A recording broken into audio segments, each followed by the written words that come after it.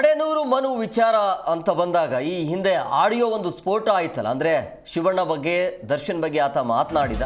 But ಈಗ ಕ್ಷಮೆಯನ್ನು ಕೇಳಿದ್ದಾನೆ, ನನ್ನಿಂದ ತಪ್ಪಾಯಿತು ಅಂತ. ದಯವಿಟ್ಟು ನನ್ನನ್ನು ಕ್ಷಮಿಸಿ, ನಿಮ್ಮ ಕಾಲಿಗೆ ಬೀಳ್ತೀನಿ, ತಪ್ಪಾಯಿತು ಅಂಥೇಳಿ ಧ್ರುವ ಸರ್ಜಾ ಅವರಿಗೆ ಬ್ಯಾಕ್ ಟು ಬ್ಯಾಕ್ ಮೆಸೇಜ್ ಅಂದರೆ ಸಂದೇಶವನ್ನು ಕಳುಹಿಸಿದ್ದಾನೆ. ಧ್ರುವ ಸರ್ಜಾಗೆ ಮನವಿಯನ್ನು ಮಾಡಿಕೊಂಡಿದ್ದಾನೆ ಮಡೆನೂರು ಮನು. ಮೊದಲು ಶಿವಣ್ಣ ದರ್ಶನ್ಗೆ ಸ್ವಾರಿ ಕೇಳುವಂತ ವಾಪಸ್ ರಿಪ್ಲೈ ಧ್ರುವ ಸರ್ಜಾ ಅವರದ್ದು. ಸೊ ಮಡೆನೂರು ಮನು ಏನು ಈ ರೀತಿಯಾಗಿ ಹಿಂದೆ ಮಾತನಾಡಿರುವಂಥ ಆಡಿಯೋ ಇದೆಯಲ್ಲ, ಅದು ಸಿಕ್ಕಾಪಟ್ಟೆ ವೈರಲ್ ಆಗಿತ್ತು. ಈತನಿಗೆ ಯಾಕೆ ಬೇಕು ಅನ್ನುವಂಥ ಚರ್ಚೆ ಕೂಡ ಆಯಿತು. ಅಂದರೆ ಇತ್ತೀಚೆಗೆ ಒಂದು ಈತನ ಫೇಸ್ಗೆ ಅಥವಾ ಮುಖಕ್ಕೆ ಸಿಕ್ಕಿರೋದು ಒಂದೇ ಒಂದು ಸಿನಿಮಾ, ಯಾಕೆ ಬೇಕಾಗಿತ್ತು ಅಂತ ಚರ್ಚೆಗಳು ಸೋಷಿಯಲ್ ಮೀಡಿಯಾದಲ್ಲಿ ದೊಡ್ಡ ಮಟ್ಟದಲ್ಲಿ ಆಗ್ತಾ ಇತ್ತು. ಬಟ್ ಈಗ ಕ್ಷಮೆಯನ್ನು ಕೇಳಿದ್ದಾನೆ. ಸೊ ಹಂಗಾಗಿ ಮಡೆನೂರು ಕ್ಷಮೆಗೆ ಪ್ರೀತಿಯಿಂದ ಧ್ರುವ ಸರ್ಜಾ ಅವರು ಕೂಡ ಸ್ಪಂದಿಸಿದ್ದಾರೆ. ಸೊ ನಾವು ಅಂದರೆ ಈ ರೀತಿಯಾಗಿ ದೊಡ್ಡವರಂದರೆ ಸ್ವಲ್ಪ ರೆಸ್ಪೆಕ್ಟ್ ಇರಬೇಕಾಗತ್ತೆ. ಬಟ್ ಆತ ಯಾಕೆ ಹಿಂಗೆ ಹೇಳಿದಾಗ ಗೊತ್ತಿಲ್ಲ. ಬಟ್ ಈಗ ಸಾವು ಬಯಸಿರುವಂಥ ಕುಟುಂಬಕ್ಕೆ ಒಳಿತನೇ ಬಯಸಿರುವಂಥದ್ದು ಧ್ರುವ ಸರ್ಜಾ. ಬೇರೆ ಬೇರೆ ರೀತಿ ಇದೆ ಆ ಆಡಿಯೋದಲ್ಲಿ. ಶಿವಣ್ಣ ಬದುಕೋದಿಲ್ಲ, ದರ್ಶನ್ ಕಥೆ ಮುಗೀತು, ಏನೇನೋ ಮಾತನಾಡಿದ್ದಾರೆ. ಸೊ ಆ ವಿಚಾರಕ್ಕೆ ಸಂಬಂಧಪಟ್ಟಂತೆ ಶಿವಣ್ಣ ಅಭಿಮಾನಿಗಳು ಆಗಿರ್ಬೋದು ಅಥವಾ ದರ್ಶನ್ ಅಭಿಮಾನಿಗಳು ಎಲ್ಲರೂ ಕೂಡ ವಿರೋಧವನ್ನು ವ್ಯಕ್ತಪಡಿಸಿದರು. ಇನ್ನು ಧ್ರುವ ಸರ್ಜಾ ಬಗ್ಗೆಯೂ ಕೂಡ ಮಾತನಾಡಿದರು. ಸೊ ಈಗ ಅರಿವು ಬಂದಂಗೆ ಕಾಣ್ತಾ ಇದೆ. ಸೊ ಹಂಗಾಗಿ ಕ್ಷಮೆ ಕೇಳಿದ್ದಾನೆ. ಇನ್ನು ಪ್ರಮುಖವಾಗಿ ಈ ಹಿಂದೆ ಆಡಿಯೋದಲ್ಲಿ ಮಾತನಾಡಿರುವಂಥ ಮನುವರ ರಿಯಾಕ್ಷನ್ ಯಾವ ರೀತಿ ಆಗಿತ್ತು, ಈಗ ಇದೆಲ್ಲ ವೈರಲ್ ಆದ ನಂತರ ಆತನ ಮೇಲೆ ಸಾಕಷ್ಟು ಚರ್ಚೆಗಳು ಮತ್ತು ಅಭಿಮಾನಿಗಳು ತಿರುಗಿ ಬಿದ್ದಾದ ನಂತರ ಈಗ ಕ್ಷಮೆಯನ್ನು ಕೇಳಿದ್ದಾನೆ. ಹಾಗಾದರೆ ಅದರಲ್ಲಿ ಏನಿದೆ ಕೇಳೋಣ ಬನ್ನಿ. ಖಂಡಿತ ಅಣ್ಣ, ಖಂಡಿತ ಫ್ಯಾಮಿಲಿ ಎಲ್ಲರೂ ಚೆನ್ನಾಗಿ ನೋಡ್ಕೊತೀನಿ, ತುಂಬ ಬದಲಾಗಕ್ಕೆ ಅವಕಾಶ ಮಾಡಿಕೊಟ್ಟಿದ್ರಲ್ಲ, ಅದೇ ನನ್ನ ದೊಡ್ಡ ಪುಣ್ಯ. ನಿಜವಾಗ್ಲೂ ಅಣ್ಣ ತುಂಬ ಖುಷಿ ಆಗ್ತಿದೆ. ನಿಜವಾಗ್ಲೂ ಜೈಲಿಂದ ಆಚೆ ಬಂದಾಗ ತುಂಬ ಡಿಪ್ರೆಷನಲ್ಲಿದ್ದೆ. ಎಲ್ಲರೂ ಮೀಟ್ ಮಾಡಬೇಕು, ಆಶೀರ್ವಾದ ಆಗಬೇಕು, ಏನೇನು ನಡೆದಿದೆ ಅದೆಲ್ಲ ಹೇಳ್ಬೇಕು ನಿಮ್ಮ ಹತ್ರ ಅಂದ್ಕೊಂಡೆ. ಬಟ್ ಎಲ್ಲರೂ ಬ್ಯುಸಿ ಇದ್ದಾರೆ ಅಂತ ಗೊತ್ತಾಯಿತು. ಹಾಗಾಗಿ ಚಾಟ್ ಮಾಡಿದೆ ಅಣ್ಣ. ನೀವೇನಾದ್ರು ಇವತ್ತು ಇಲ್ಲ ನಾಡ್ದೆ ಅಂದರೆ ಬೆಂಗಳೂರಲ್ಲಿ ಸಿಕ್ಕಿ ಎಲ್ಲರೂ ಪರವಾಗಿಲ್ಲ ಅಣ್ಣ, ನೀವು ಎಲ್ಲಿ ಸಿಗ್ತೀರಾ ಅಂತ ಒಂದು ಇಂಟು ಚಿಕ್ಕದೇ ಗೊತ್ತಾದರೂ ನಾನು ಬಂದು ನಿಜವಾಗ್ಲೂ ಒಂದು ಕ್ಷಮೆ ಕೇಳಿ ನಿಮ್ಮ ಆಶೀರ್ವಾದ ತಗೋತೀನಿ ಅಣ್ಣ. ಪ್ಲೀಸ್ ಅಣ್ಣ, ಎಲ್ಲಿರ್ತಾರೆ ಹೇಳಿ ಅಣ್ಣ.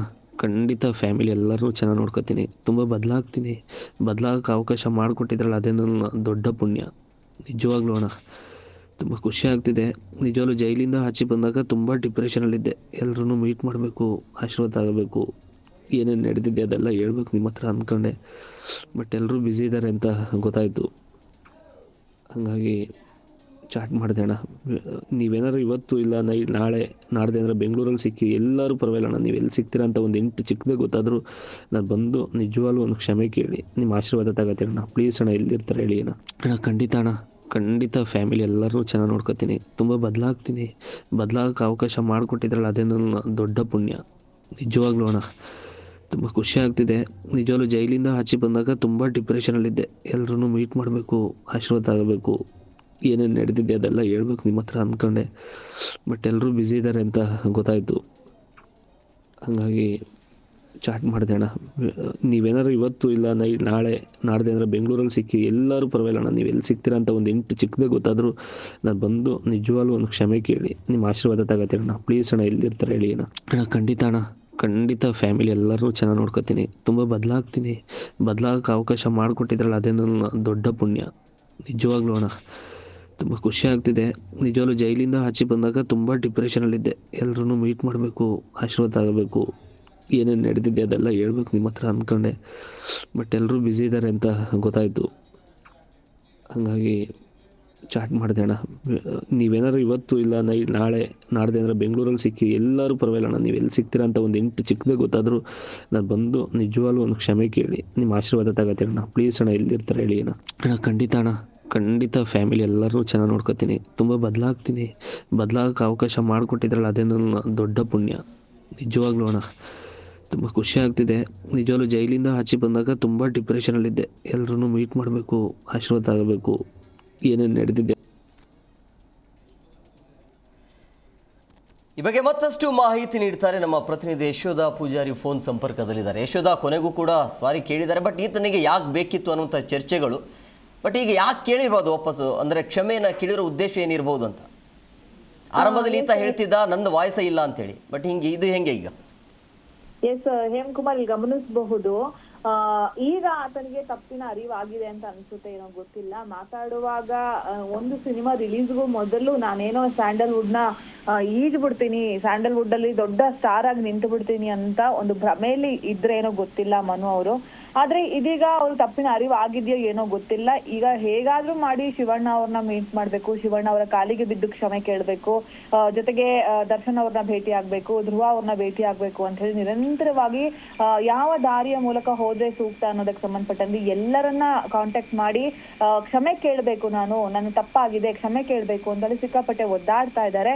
ಇದರ ಬೆನ್ನಲ್ಲೇ ಆಕ್ಷನ್ ಪ್ರಿನ್ಸ್ ಧ್ರುವ ಸರ್ಜಾ ಅವ್ರಿಗೂ ಕೂಡ ತನ್ನ ನೋವನ್ನ ತೋಡ್ಕೊಂಡಿದ್ದಾರೆ. ಈ ಸಂದರ್ಭ ನಿಮ್ಗೆ ಗೊತ್ತೇ ಇದೆ, ಆಕ್ಷನ್ ಪ್ರಿನ್ಸ್ ಧ್ರುವ ಸರ್ಜಾ ಅವರು ಹೇಗಂತ ಹೇಳಿದ್ರೆ, ಇವು ಎಷ್ಟೇ ಏನೇ ಆಗಿದ್ರು ಕೂಡ ಒಂದು ಸಾರಿ ಕೇಳಿದ್ರೆ ಇಮಿಡಿಯೇಟ್ ಕರಗುವಂತಹ ವ್ಯಕ್ತಿತ್ವ ಅವ್ರದ್ದು.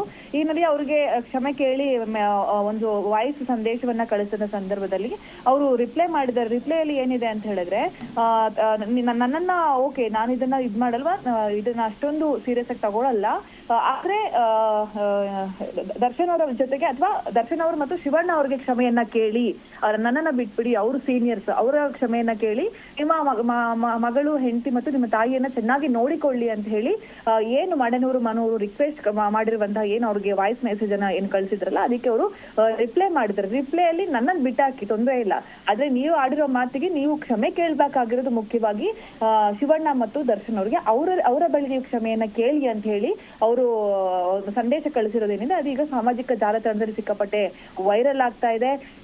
ನನ್ನ ತಪ್ಪಾಗಿದೆ, ನನ್ನ ಕ್ಷಮಿಸ್ಬಿಡಿ, ನಾನು ನಿಮ್ಮ ಕಾಲಿಗೆ ಬಿದ್ದು ಬಿಡ್ತೀನಿ ಅಂತ ಏನ್ ಕೇಳ್ಕೊಂಡ್ರು, ನಂಗೆ ಮಕ್ಕಳಿದ್ದಾರೆ, ಹೆಂಡತಿ ಇದ್ದಾರೆ, ಎಲ್ಲರೂ ಕೂಡ ನೋವಿದಲ್ಲಿದ್ದಾರೆ ಅಂತ ಹೇಳಿ ನೀವು ಆಡಿಯೋ ಮೆಸೇಜ್ ಕಳಿಸಿದ್ರಲ್ಲ ಅದಕ್ಕೆ ಆಕ್ಷನ್ ಪ್ರಿನ್ಸ್ ಅವರು ಈ ರೀತಿ ಉತ್ತರವನ್ನ ಕೊಡೋದ್ರ ಮೂಲಕ ಅವರ ಏನಿದೆ ಅದನ್ನ ಅವರ ವ್ಯಕ್ತಿತ್ವವನ್ನ ತೋರಿಸುವಂತ ಪ್ರಯತ್ನವನ್ನ ಮಾಡಿದ್ದಾರೆ. ನನ್ ಬಿಟ್ಟಾಕಿ ನಾನು ತಲೆ ಕೆಡ್ಸ್ಕೊಳ್ಳಲ್ಲ, ಇದಕ್ಕೆಲ್ಲ ನೀವು ಅವರನ್ನ ಕ್ಷಮೆ ಕೇಳಿದ್ರೆ ಎಲ್ಲವೂ ಸರಿ ಹೋಗ್ಬೋದು ಅನ್ನೋ ಅರ್ಥದಲ್ಲಿ ಅವ್ರಿಗೆ ರಿಪ್ಲೈ ಮಾಡಿದ್ದಾರೆ. ಆ ರಿಪ್ಲೈ ಮಾಡಿರುವಂತ ಏನ್ ಸ್ಕ್ರೀನ್ ಶಾಟ್ ಇದೆಯಲ್ಲ ಅದು ಈಗ ಎಲ್ಲಾ ಕಡೆ ಸಿಕ್ಕಾಪಟ್ಟೆ ವೈರಲ್ ಆಗ್ತಾ ಇದೆ. ಹೇಮಕುಮಾರ್, ಯಶೋಧ, ಇದ್ರ ಜೊತೆಗೆ ಈಗ ಅವರೇ ಹೇಳಿರೋದು ಕನ್ಫರ್ಮ್ ಆಗಿರೋದ್ರಿಂದಾಗಿ ಈ ಒಂದು ಆಡಿಯೋ ವೈರಲ್ ಆದ ಬೆನ್ನಲ್ಲೇ ಫಿಲ್ಮ್ ಚೇಂಬರ್ ಕೂಡ ಒಂದು ದಿಟ್ಟ ನಿರ್ಧಾರಕ್ಕೆ ಬರ್ತಾರೆ. ಒಂದು ವೇಳೆ ಅವ್ರು ಹೇಳಿದ್ದೇ ಆದಲ್ಲಿ ಬೇರೆ ರೀತಿಯ ನಿರ್ಧಾರಕ್ಕೆ ನಾವು ಬರ್ತೀವಿ ಅಂಥೇಳಿ, ಇದನ್ನು ಯಾವುದೇ ಕಾರಣ ಕೂಡ ಕ್ಷಮಿಸೋದಿಲ್ಲ ಅಂತೇಳಿ. ಬಟ್ ಈಗ ಅವರೇ ಒಪ್ಕೊಂಡಿರೋದ್ರಿಂದಾಗಿ ಫಿಲ್ಮ್ ಚೇಂಬರ್ ಏನು ಮಾಡುತ್ತೆ? ಇದ್ರ ಜೊತೆಗೆ ಬೇರೆ ಶಿವಣ್ಣ ಆಗಿರ್ಬೋದು, ದರ್ಶನ್ ಅವರಿಗೂ ಕೂಡ ಈ ರೀತಿಯ ಕ್ಷಮೆ ಕೇಳಿದ್ದಾರಾ? ಅದೇ ಪ್ರಯತ್ನಗಳಾಗ್ತಾ ಇದೆ, ಅವರನ್ನ ಕೇಳ್ಬೇಕು, ಅವ್ರನ್ನ ಹೇಗೆ ಕಾಂಟ್ಯಾಕ್ಟ್ ಮಾಡೋದು. ನಿಮ್ಗೆ ಗೊತ್ತಿರ್ಬೋದು ಆಕ್ಷನ್ ಪ್ರಿನ್ಸ್ ಧ್ರುವ ಸರ್ಜಾ ಅವರು ಆಲ್ಮೋಸ್ಟ್ ಎಲ್ರಿಗೂ ಈಸಿಯಾಗಿ ರೆಸ್ಪಾಂಡ್ ಮಾಡ್ತಾರೆ. ಪಾಪ ಯಾರಿಗೂ ನೋವು ಮಾಡ್ಬೇಕು ಅನ್ನೋದರ ಮನಸ್ಥಿತಿ ಇಲ್ಲ ಅವ್ರಿಗೆ. ಯಾರು ಏನೇ ಕೇಳಿದ್ರು ಅಥವಾ ಅವ್ರ ಮನೆ ಹತ್ರ ಹೋದಂತ ಸಂದರ್ಭದಲ್ಲಿ ಭೇಟಿ ಆಗೋದು ಎಲ್ಲವೂ ಕೂಡ ಇರುತ್ತೆ. ಇವನ್ ಶಿವಣ್ಣ ಅವರು ಕೂಡ ಮನೆ ಬಳಿ ಸಾಕಷ್ಟು ಸಂಖ್ಯೆಯಲ್ಲಿ ಅವ್ರ ಅಭಿಮಾನಿಗಳು ಹೋಗ್ತಾರೆ ಬರ್ತಾರೆ, ಆದ್ರೂ ಕೂಡ ಅವರು ಯಾರೇ ಬಂದ್ರು ಅವ್ರನ್ನೆಲ್ಲರೂ ಕೂಡ ಮಾತಾಡಿಸುವಂತ ಪ್ರಯತ್ನವನ್ನ ಮಾಡ್ತಾರೆ. ಈಗ ಅವ್ರದ್ದು ಏನಪ್ಪಾ ಅಂತ ಹೇಳಿದ್ರೆ, ಅವರು ನಿನ್ನೆಯವರೆಗೂ ನಾಳೆಯವರೆಗೂ ಕೂಡ ಅವರು ಅಮೆರಿಕದಲ್ಲಿದ್ದಾರೆ. ಅಮೆರಿಕದಿಂದ ಬಂದ ಬಳಿಕ ಅದು ಅವ್ರನ್ನ ಮೀಟ್ ಮಾಡ್ಬೇಕು, ಕ್ಷಮೆ ಕೇಳ್ಬೇಕು, ಅವ್ರ ಕಾಲಿಗೆ ಬೀಳ್ಬೇಕು, ನನ್ ತಪ್ಪಾಯ್ತು ಅಂತ ಕೇಳ್ಕೊಬೇಕು ಅಂತ ಅನ್ಕೊಂಡಿದ್ದಾರೆ. ಆದ್ರೆ ಅದು ಅಷ್ಟು ಈಸಿ ಇಲ್ಲ ಅಂತ ಕೂಡ ಹೇಳಲಾಗ್ತಿದೆ. ಯಾಕಂತ ಹೇಳಿದ್ರೆ ಶಿವಣ್ಣನವ್ರ ಬಗ್ಗೆ ಅಷ್ಟೊಂದು ಮಾತನಾಡಿರೋ ರೀತಿ ಅದು ಬರೀ ಅವ್ರ ಅಭಿಮಾನಿಗಳಿಗಷ್ಟೆಲ್ಲ ನಮ್ಗಳಿಗೂ ಕೂಡ ಎಲ್ಲ ಅಭಿಮಾನಿಗಳು ಆಗಿರ್ಬೋದು, ಅವರ ಮನೆಯವರು ಆಗಿರ್ಬೋದು, ಎಲ್ರಿಗೂ ಕೂಡ ಸಿಕ್ಕಾಪಟ್ಟೆ ಮನಸ್ಸಿಗೆ ನೋವಾಗಿದೆ. ಇವಾಗ ನಮ್ಮ ಬಳಿ ಕೂಡ ಮನು ಅವರು ಫೋನ್ ಮಾಡಿ ಶಿವಣ್ಣ ಅವ್ರನ್ನ ಭೇಟಿ ಮಾಡಿಸ್ಬೋದಾ, ಮಾಡ್ಬೇಕು ಅಂತ ಕೇಳ್ಕೊಂಡಾಗ್ಲೂ ನಾವು ಅವ್ರಿಗೆ ಅದೇ ಹೇಳಿದ್ದು, ಹೇಗ್ರಿ ಮಾತಾಡಿದ್ರಿ ನೀವು ಶಿವಣ್ಣನವ್ರ ಬಗ್ಗೆ, ಯಾಕ್ರಿ ಹಂಗ್ ಮಾತಾಡಿದ್ರಿ ಅಂತ ನಾವುಗಳು ಕೂಡ ಮಾಧ್ಯಮದವ್ರುಗಳು ಕೂಡ ಅವ್ರಿಗೆ ಪ್ರಶ್ನೆ ಮಾಡಿದ್ವಿ. ಇಲ್ಲ ಅದು ಹೆಂಗೋ ಆಗೋಯ್ತು, ಅದೆಲ್ಲ ಯಾವ್ದೋ ಕೈವಾಡ ಇದೆ, ಅವ್ರು ಎಲ್ಲರೂ ಬೇಕು ಅಂತ ಉದ್ದೇಶಪೂರ್ವಕವಾಗಿ ನನ್ನ ಬಳಿ ಈ ತರ ಹೇಳಿಸಿದ್ರು ಅಂತ ಹೇಳಿ ಸಾಕಷ್ಟು ಕಾರಣಗಳನ್ನ ಕೊಡ್ತಾರೆ. ಆದರೂ ಕೂಡ ಶಿವಣ್ಣನವರ ಕಡೆಯವ್ರು ಹೇಳೋದೇನಪ್ಪಾ ಅಂದ್ರೆ, ಅವ್ರ ಅಭಿಮಾನಿಗಳು ಹೇಳೋದೇನಪ್ಪಾ ಅಂತ ಹೇಳಿದ್ರೆ, ಹೇಗ್ ಬಂತು ಮನಸ್ಸಲ್ಲಿದ್ದಂತ ಮಾತು ತಾನೆ, ನೀವು ಎಷ್ಟೇ ಕುಡೀರಿ ಏನೇ ಮಾಡ್ಲಿ ಮನಸ್ಸಲ್ಲಿದ್ದಂತ ಮಾತು ತಾನೆ ಅವ್ರ ಬಾಯಿಯಿಂದ ಬಂದಿದ್ದು, ಅಷ್ಟು ಈಸಿಯಾಗಿ ಶಿವಣ್ಣನವರ ನಾವು ಭೇಟಿ ಆಗೋದಕ್ಕೆ ಬಿಡೋದಿಲ್ಲ ಅನ್ನೋ ರೀತಿಯಲ್ಲಿ ಅವರ ಆಪ್ತರಾಗಿರ್ಬೋದು ಅವರ ಅಭಿಮಾನಿಗಳು ಹೇಳ್ತಾ ಇರುವಂತದ್ದು. ಇನ್ನು ದರ್ಶನ್ ಅವ್ರಿಗೂ ಸಂಬಂಧಪಟ್ಟಂತೆ ದರ್ಶನ್ ಅವರ ಅಭಿಮಾನಿಗಳು ಇವರ ದರ್ಶನ್ ಸಾವಿನ ಬಗ್ಗೆ ಮಾತಾಡಿದ ವಿಚಾರಕ್ಕೆ ಯಾರು ಏನು ರಿಯಾಕ್ಟ್ ಮಾಡಿಲ್ಲ ಮೇಡಮ್ ಅನ್ನೋದನ್ನ ಸ್ವತಃ ಜೀ ಕನ್ನಡ ನ್ಯೂಸ್ಗೆ ಮನು ಅವರು ಹೇಳ್ಕೊಂಡಿದ್ದಾರೆ. ಬಟ್ ಪ್ರಯತ್ನ ಅಂತೂ ನಿರಂತರವಾಗಿ ಸಾಗ್ತಾ ಇದೆ. ಈಗ ಗೊತ್ತಿರ್ಬೋದು ನಿಮ್ಗೆ, ಫಿಲಂ ಚೇಂಬರ್ ಕಡೆಯಿಂದ ಅವರಿಗೆ ಹಿರಿತೆರೆ ಆಗಿರ್ಬೋದು ಕಿರಿತೆರೆ ಎರಡೂ ಕಡೆಯೂ ಕೂಡ ಸದ್ಯಕ್ಕೆ ಅವರು ಬ್ಯಾನ್ ಆಗಿದ್ದಾರೆ.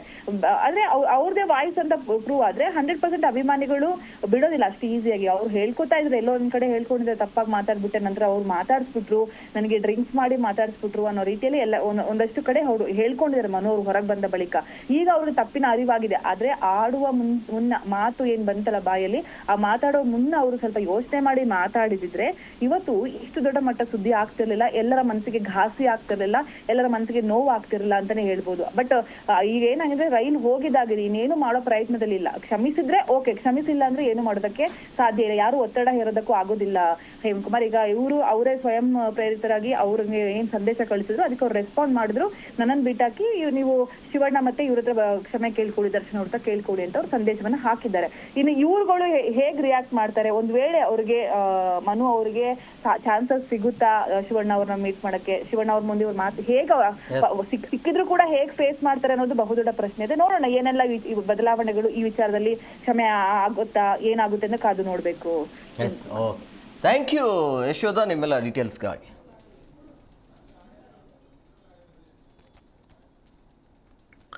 ಅಣ್ಣ ನಮಸ್ತೆ, ಮಠೇಂದ್ರ ಮನು ಮಾತಾಡ್ತಾ ಇದ್ದೀನಿ. ನಾನು ನಿಜವಾಗ್ಲೂ ಸತ್ಯ ಹೇಳಬೇಕು ಅಂದರೆ ನಮ್ಮ ತಾಯಿ ಅಣೆ, ನನ್ನ ಕರೆ ಮೇಲೆ ಅಣೆ, ನಾನು ಉದ್ದೇಶಪೂರ್ವಕವಾಗಿ ನಾನು ಮಾತಾಡಿದ್ದಣ್ಣ. ತಪ್ಪಂತೂ ನಾನು ಮಾಡೇ ಇಲ್ಲ, ಎಷ್ಟು ವರ್ಷ ಬೇಕಾದರೂ ಹೇಳ್ತೀನಿ. ನಾನು ತಪ್ಪು ಮಾಡಿಸಿದಾರಣ್ಣ, ತಪ್ಪು ಮಾಡಿಸಿದ್ದಾರೆ. ಒಂದು ಒಳ್ಳೆ ಸಿನಿಮಾನ ಕೊಂದ್ಬಿಟ್ರಣ್ಣ ಎಲ್ಲ ಸೇರಿಕೊಂಡು. ಒಂದು ಒಳ್ಳೆ ಸಿನಿಮಾನ ಕೊಂದರು, ಗೊತ್ತಿಲ್ಲ ಅದು ಏನಾಗುತ್ತೋ ಮುಂದೆ. ಬಟ್ ಎಲ್ಲರೂ ಬ್ಯಾನ್ ಹಂಗೆ ಹಿಂಗೆ ಅಂತ ಎಲ್ಲ ಹೇಳ್ತಿದ್ದಾರೆ. ನೀವೆಲ್ಲ ಮನಸ್ಸು ಮಾಡಿದರೆ ನಿಜವಾಗ್ಲೂ ಎಲ್ಲೋ ಮತ್ತೆ ಎಲ್ಲೋ ಅಂತ ಜೀವನ ಕಟ್ಕೋತೀನಿ. ಏಕೆಂದರೆ ಕಲೆ ನಮ್ಗೆ ಬಂದಿರೋದಣ್ಣ, ನಮಗೆ ಬೇರೆ ಏನೂ ಗೊತ್ತಿಲ್ಲ, ನನಗೆ ಏನೂ ಗೊತ್ತಿಲ್ಲ. ಇಲ್ಲಿ ಸಂಘ ಸಹವಾಸಗಳು ಸ್ವಲ್ಪ ಮಾಡಿ ಕೆಟ್ಟೋಗಿದ್ದೀನಿ. ಇನ್ನು ಮುಂದಕ್ಕೆ ಯಾರು ಸಹವಾಸ ಬೇಡಣ್ಣ, ನಾನು ನೆಮ್ಮದಿಯಾಗಿ ಜೀವನ ಮಾಡ್ತೀನಿ. ನನ್ನ ಕಲೆ ಏನು ನಂಬ್ಕೊಂಬಂದೆ ಅದನ್ನೇ ನಂಬ್ಕೊಂಡು ಜೀವನ ಮಾಡ್ತೀನಿ. ದಯಮಾಡಿ ಒಂದು ಅವಕಾಶ ಕೊಡಿ. ನೀವು ಅವಕಾಶ ಕೊಟ್ಟರೆ ನಿಜವಾಗ್ಲೂ ಎಲ್ಲೋ ಅಂತ ಜೀವನ ಮಾಡ್ತೀನಿ. ಏಕೆಂದರೆ ನಾನು 16-17 ವರ್ಷದಿಂದ ಜೂನಿಯರ್ ಆರ್ಟಿಸ್ಟಾಗಿ ಮಾಡ್ಕೊಂಡು ಊರಲ್ಲಿ ಜಮೀನು ಕೆಲಸಗಳು ಮಾಡ್ಕೊಂಡು ಒಂದಿಷ್ಟು ರಿಯಾಲಿಟಿ ಶೋಗಳು ಮಾಡ್ಕೊಂಡು ಬಂದವನು. ಇಷ್ಟು ಕಷ್ಟಪಟ್ಟರು ಯಾರೂ ನಮ್ಮ ಗುಂಡಿ ನಾವು ತೋಡ್ಕೊಳ್ಳಲ್ಲ. ಇದು ನನ್ನ ಕೆಟ್ಟ ಟೈಮಿಗೆ ಇದೊಂದು ಆಗಿದೆ. ನೀವೆಲ್ಲ ಕ್ಷಮಿಸಿದರೆ ನಿಜವಾಗ್ಲೂ ಅಣ್ಣ, ನಮ್ಮ ಫ್ಯಾಮಿಲಿ ಎಲ್ಲ ಚೆನ್ನಾಗಿ ನೋಡಿಕೊಂಡು ಮುಂದಕ್ಕೊಂದು ಒಳ್ಳೆ ಬುದ್ಧಿ ಕಲಿತೀನಿ. ತುಂಬ